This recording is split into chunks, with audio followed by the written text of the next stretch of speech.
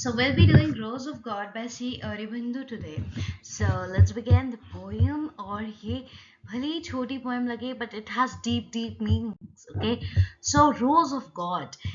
Rose of God जो है वो vermilion है, stain है on the sapphires of heaven.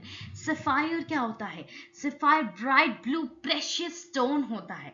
तो वैसे ही जो heaven का पूरा एक तरह से जो फैला हुआ है आसमान, उसके ऊपर वर्मिलियन स्टेन जो है, मतलब ये सूरज के उगने का टाइम दिखा रहा है, उस टाइम जब रेडिश पूरे आसमान में छाया होता है.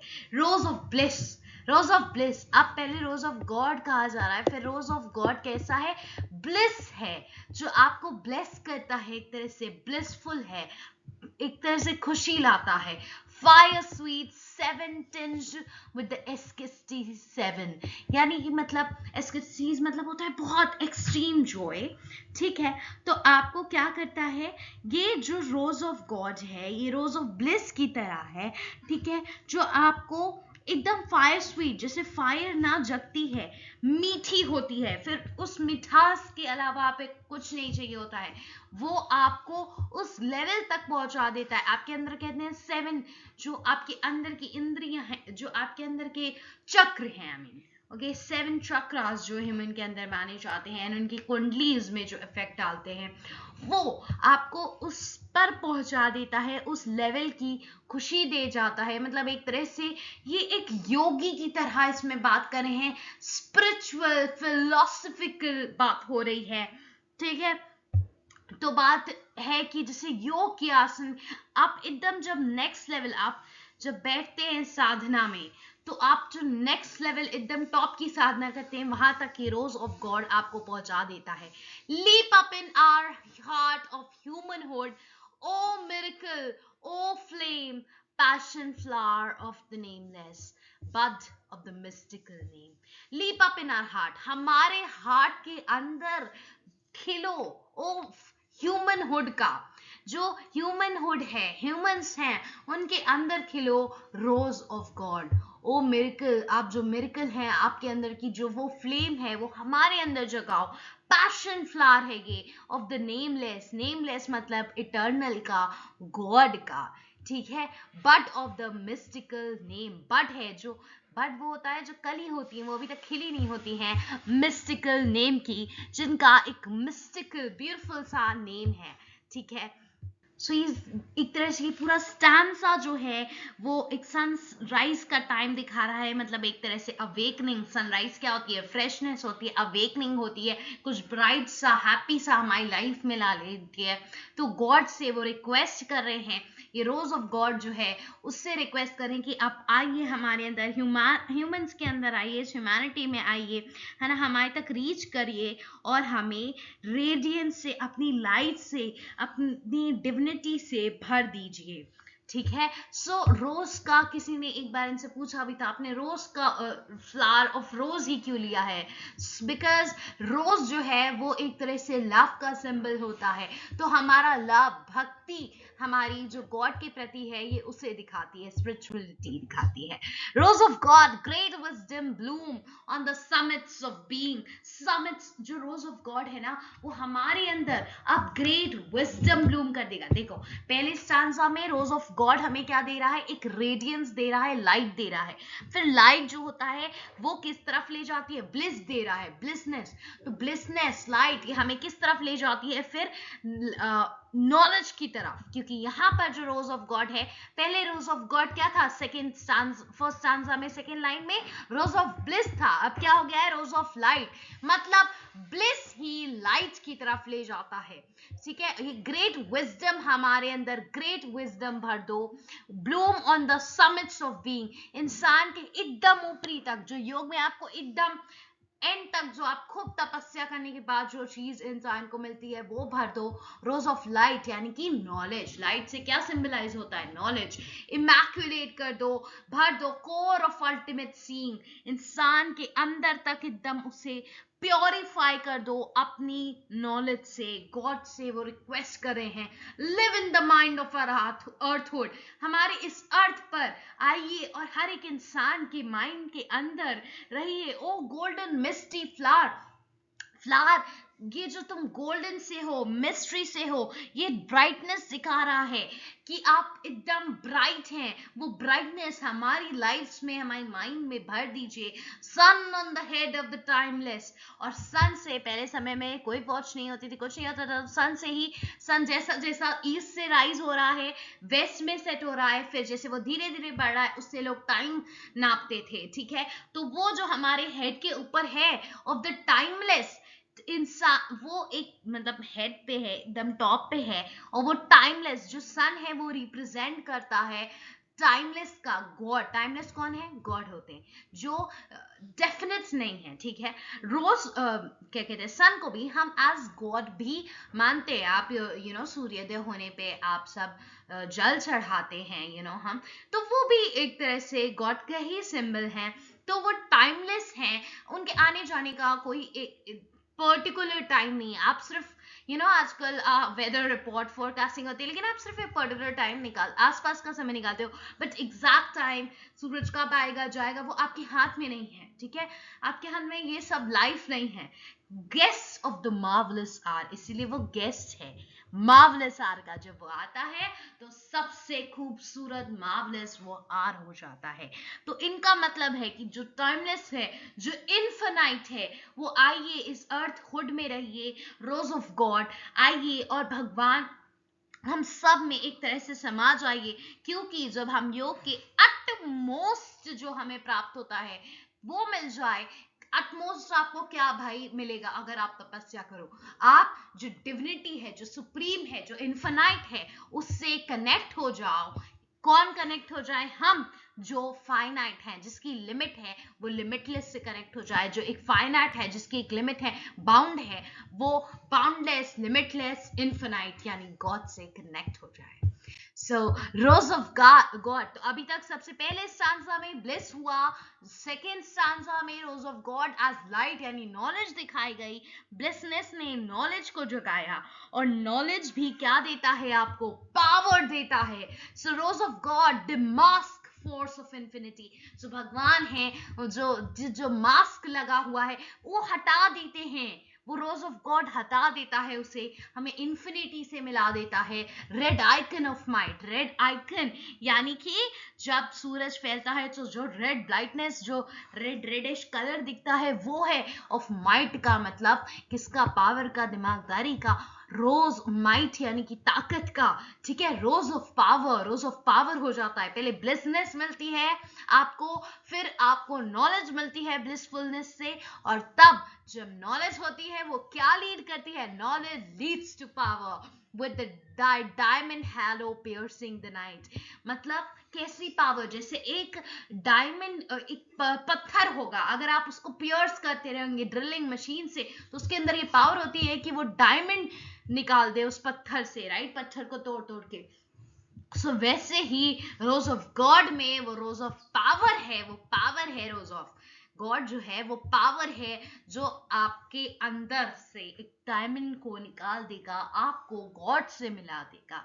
अ blaze in the will of the mortal, फिर से वो रिक्वेस्ट करते हैं कि आइए और अ ब्लेज यानी कि शाइन कीजिए इन द वॉल, वॉल इंसान के अंदर, जो हमारे अंदर एक बीच की वॉल है उसे ब्रेक कर दीजिए, ठीक है। एंड विल ऑफ द मॉर्टल नहीं, वो वॉल ऑफ द मॉर्टल, राइट? उसके अंदर आ जाइए, इंसान के अंदर घुस जाइए, ऑफ ह्यूमन के अंदर। Design the wonder of thy plan, और अपने अपने प्लान्स का वंडर हम में डिजाइन कीजिए। भगवान ही इंसान को बनाता है, ये दिखाया गया है, राइट? सो हमें ऐसा डिजाइन कीजिए अपने प्लान में, ऐसा अपना जो वंडरफुल प्लान होता है उसमें, image of immortality, outbreak of the God head in man, मतलब कि हमारे अंदर जो इमेज इमॉर्टलिटी की है उसको ले आइए, राइट? हमें आप अपने आप से मिला दीजिए, आउटब्रेक कीजिए of the God hand in man, इंसान के अंदर भगवान को एक तरह से ले आइए। हम अगर इस धरती पे रहकर भी गॉड जी से कनेक्ट हो जाएं, सो एक इमॉर्टल इंसान भी, मॉर्टल इंसान भी इमॉर्टलिटी को हासिल कर सकता है। Rose of God, smitten purple with incarnate divine desire. Rose of God जो है वो स्मिटन पर्पल है, इनकी डार्क कलर जो होता है कलर ऑफ डिजायर होता है जो इंसान के अंदर, वो उसको हटाकर इनकारनेट कर कर डिवाइन डिजायर भर सकता है। इतनी उसके अंदर क्षमता है। मतलब अब जो ब्लिसफुलनेस थी, जो पावर थी, वो पावर अब किसको लीड करेगी? Power also leads to the divinity. हमें इंसान को ब्लेस कर देती है विथ माइंडनेस और डिविनिटी से मिला देती है।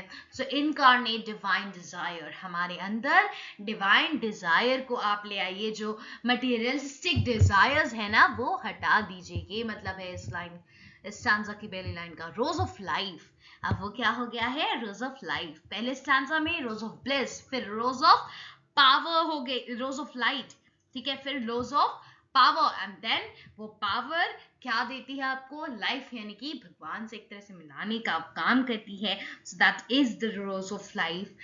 इंसानियत में, इंसान लाइफ में आपके क्या है? आप मटेरियलिस्टिक चीजों से घिरे हो, वो हटाकर डिवाइन डिजायर को भर दे। Crowded with petals, colours, lyre, और वो वाइब्रेंट कलर्स, जो वाइब्रेसनेस है उससे क्राउडेड हो जाए।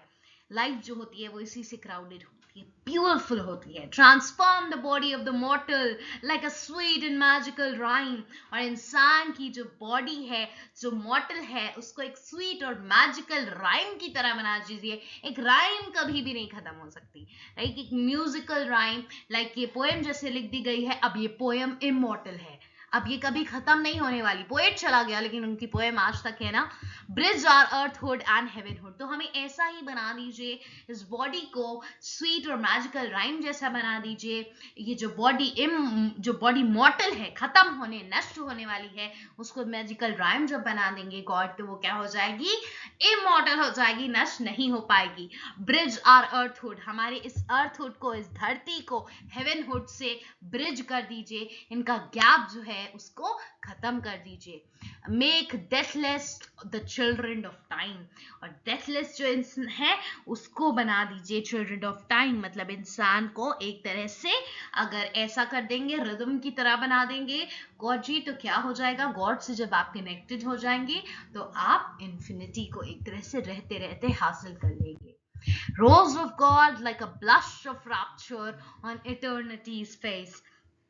तो रोज ऑफ गॉड जैसे है, ब्लास्ट ऑफ रैप्चर का मतलब होता है एक्सट्रीम हैप्पीनेस। तो वो जब आप भगवान से जुड़ जाओगे तो रोज ऑफ गॉड कैसा हो जाएगा? जैसा कि ब्लश, एकदम आपको ब्लश आता है, पिंकिश हो जाता है ना, खुशी से आप एकदम ब्लश करने लगेगा आपका फेस, जो कि अब इटर्निटी को हासिल कर चुका है। इसलिए ये कैसा फेस है? Eternity face. Rose of God, rose of love, rose of God कैसा है? रोज ऑफ लव जैसा है, लव है वो। Ruby, depth of all being, Ruby कैसा? डार्क रेडिश कलर जो होता है वैसा। फायर, पैशन ऑफ ग्रेस, भगवान की ग्रेस का पूरा पैशनेट इंटेंसिटी दिखाती है, फायरी, यू नो। राइस, ये सब कलर्स, येलो, रेडिश, जब सनशाइन होता है तब का टाइम में ऐसे कलर्स निकलते हैं। Arise from the heart of yearning that soaks in nature's abyss। मतलब नेचर के अबेज का मतलब है इंसान ना एक तरह से गड्ढे में, अबेज डेप्थ है, इंसान किस गड्ढे में डूबा रहता है और सोब करता रहता है, मतलब परेशान होता रहता है, दुखी रहता है। तो ये जो झंझटी है दुनिया, वो सब के गड्ढे में पड़ा रहता है, मटेरियलिस्टिक वर्ड से घिरा रहता है और परेशान, दुखी रहता है, सॉल्व करता रहता है, परेशानी में रहता है। Arise from the heart of yearning, और उसके हार्ट से ये चीज निकलती है कि आप जो है इस अर्थ को, इसीलिए मैं कहता हूं उन्हें, इन लोगों को, इस अर्थ को नेगेटिविटी से, इस मटेरियलिस्टिक वर्ल्ड को नेगेटिविटी से दूर कीजिए, दुखों से दूर कीजिए, और इससे make the earth the home of wonderful, wonderful का होम बना दीजिए, एंड लाइफ बेटिट्यूड्स। यस, यानी कि अगर भगवान की दया, कृष्ण दया, कृपा हो जाए, तो जैसे कि उन्हें डिवाइन किस ऑफ डिवाइन ग्रेस मिल जाएगा, भगवान की कृपा मिल जाएगी, सो लाइफ जो है वो ऐसी किस ऑफ डिवाइन ग्रेस रिसीव कर लेगी, दैट मीन्स गॉड का उनके ऊपर टच, आशीर्वाद हमेशा के लिए बन जाए। ऐसा आप कर दीजिए, लोगों के अंदर से ये नेगेटिविटी, मटेरियलिस्टिक फीलिंग्स और डिजायर्स को खत्म कर कर क्या भर दीजिए, आपसे कनेक्टिविटी भर दीजिए और ग्रेसनेस आ जाएगी उनके अंदर। उन्हें ऐसी एटीट्यूड्स केस मिल जाए लाइफ की हर एक इंसान को। Okay, so let's see the critical appreciation of the poem. Rose of God is a profound mystical poem by Sri Aurobindo. ये compose की गई थी between December 29 and 30 1934 और later published हुई 1941 में। collection का नाम क्या था? Poems. Easy to remember है ना?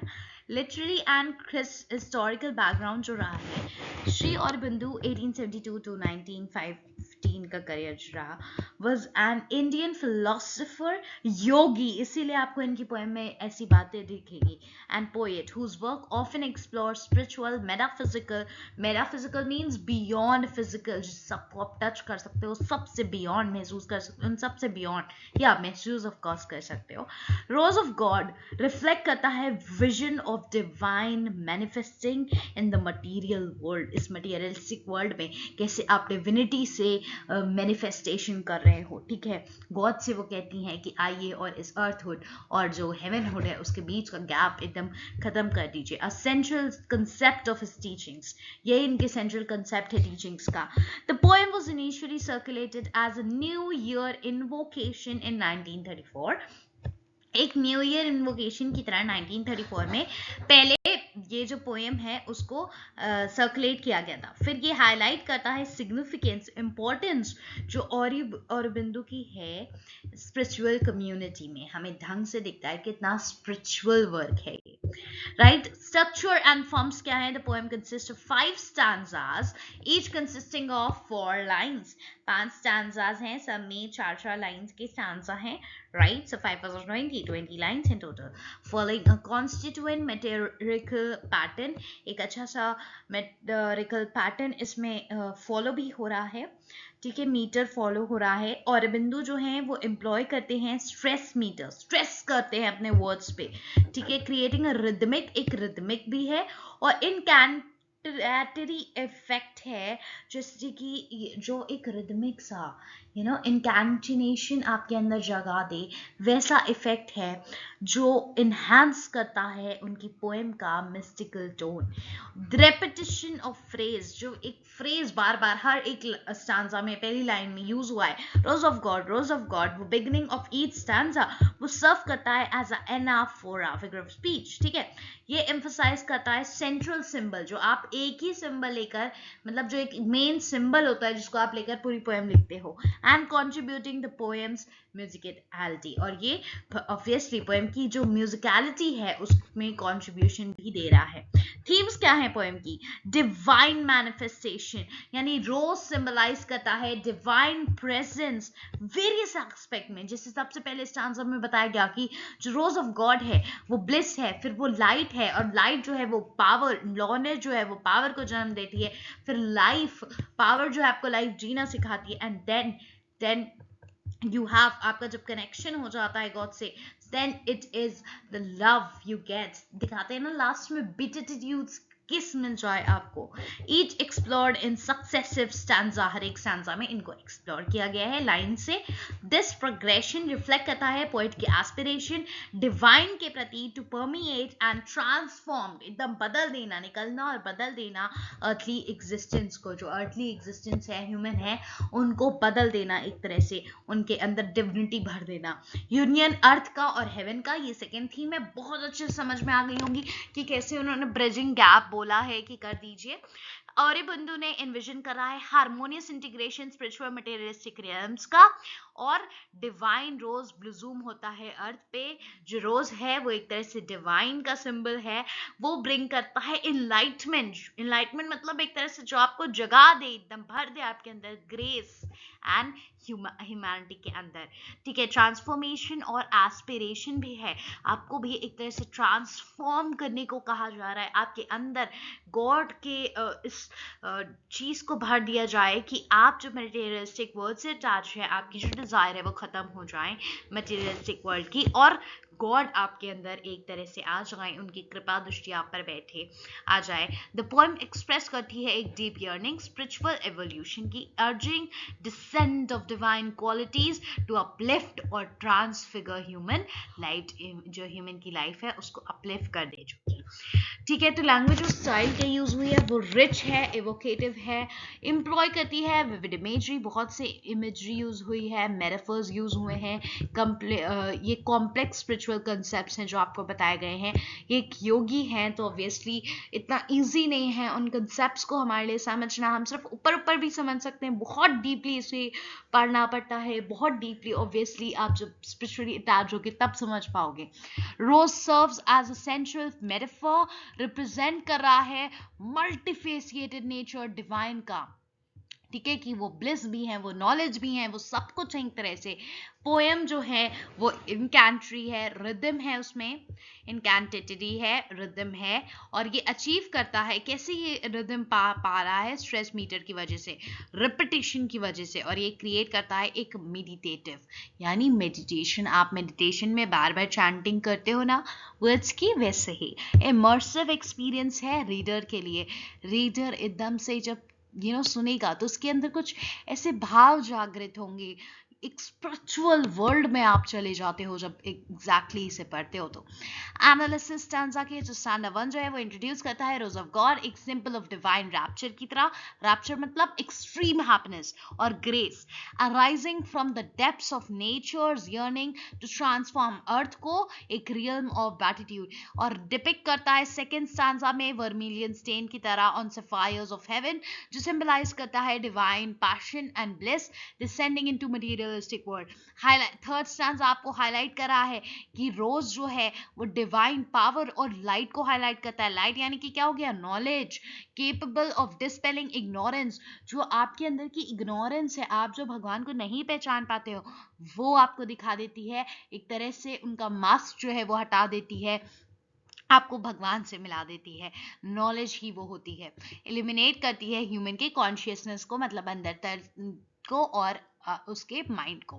पोर्ट्रे करता है फोर्थ स्टैंजा रोज को as a embodying divine life और लव। आपके अंदर जब आप ऐसे एन्चेंटिंग करेंगे रोज ऑफ गॉड, गॉड से जब रिक्वेस्ट करें कि आइए और इंसानों में आ जाइए, ह्यूमनहुड में आ जाइए, तो वो एक कनेक्शन है आपकी लाइफ में लव का, गॉड जी का इन्फ्यूज करता है, मतलब एक तरह से मिक्स कर देता है, भर देता है creation with vitality and unfailing all existence in a harmonious embrace।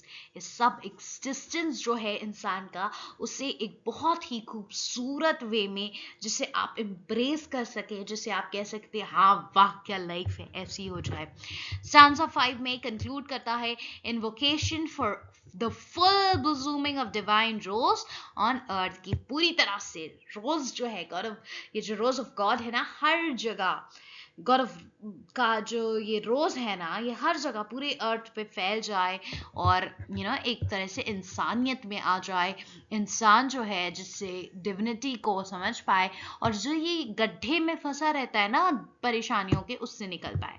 Symbolize कर, जब आपके अंदर स्पिरिचुअलिटी आ जाती है, आप कितनी भी प्रॉब्लम्स में हो, आप आराम से इजिली चीजों से बाहर निकल आते हो। You know that there is someone with you, inside you, in fact, the ultimate realization of spiritual perfection in the materialistic realm। वही मतलब है कि आपको ultimate realization हो जाता है भगवान का, spiritual feeling हो जाती है आपके अंदर, और वो divinity आपके अंदर आ जाती है, और आपको एक तरह से परफेक्ट बना देता है इस मटेरियलिस्टिक वर्ल्ड में जीने के लिए, जहां आप मटेरियलिस्टिक डिजायर्स की जगह क्या रखते हो अपने अंदर, आपके अंदर ग्रेसनेस आ जाती है, भगवान के प्रति सारे भाव जागृत हो जाते हैं। सो कंक्लूजन ये है कि रोज ऑफ गॉड स्टैंड करता है as a testament to Shri Aurobindo's visionary poetry, बहुत सुंदर पोएट्री है, ब्लेंडिंग प्रोफाउंड स्पिरिचुअल इंसाइट को मास्टरी, लिटरेरी क्राफ्टमैनशिप उनका दिखा रहे हैं। कितने अच्छे लिटरेरी फिगर्स ऑफ स्पीच का यूज किया गया है थ्रू इट्स रिच सिंबलिज्म। कैसे सिंबल्स का यूज किया गया है, रोज ऑफ गॉड को गॉड की ब्लेसिंग की तरह, ब्लिस की तरह, नॉलेज की तरह, लाइट की तरह, हर चीज की तरह यूज किया गया है। फिर सन के टाइम जो चीज होती है उसको कैसे सिंबलिज्म का यूज किया गया है, वर्मिलियन का, ठीक है। रिदमिक इनकैंटेशन है एंड इवोकेटिव इमेजरी है। पोएम इनकैप्सुलेट करती है, जोड़ती है अपने अंदर, पूरा लेके आती है क्या, मैनिफेस्टेशन ऑफ हायर कॉन्शियसनेस, एकदम सुप्रीम कॉन्शियसनेस, इंसान को जगा देने वाली, इनलाइटमेंट कर देने वाली, ठीक है, इनलाइटन कर देने वाली with in the earthly domain. इस अर्थली डोमेन पे आप यहां रहकर भी, मॉर्टल होकर भी आप इमॉर्टल की तरह एक तरह से हो जाते हो जब आप इतना स्पिरिचुअली अटैच हो जाते हो गॉड से। सो आई होप ये पूरी पोएम आपको लाइन बाय लाइन मैंने समझाई है, बहुत अच्छे से क्लियर हो गई होगी, ठीक है। और फिर आपका पूरा आप आंसर, कोई किस चीज का कोई भी लाइन का एक्सप्लेनेशन पूछ लें आराम से बता लोगे। कुछ भी पूछ लें कि कैसी राइमिंग स्कीम है, क्या है, फिर स्पीच कैसी यूज की गई है, सब कुछ अच्छे से बता लोगे, बिकॉज आपका पूरा क्रिटिकल एप्रिसिएशन भी तैयार है। So if you like the video, give it a big thumbs up and subscribe for more such informative videos.